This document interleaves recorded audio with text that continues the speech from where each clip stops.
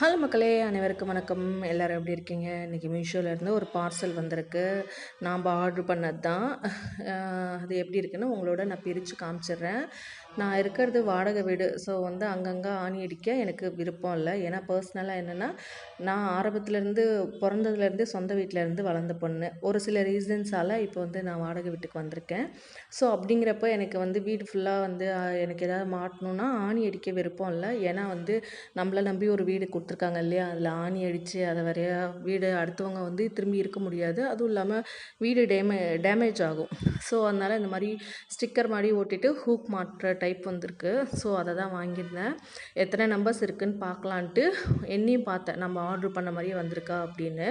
20 numbers ஒரு 103 ருபீஸ்க்கு கொடுத்துருந்தாங்க. ரொம்பவே நல்லா இருந்துச்சு.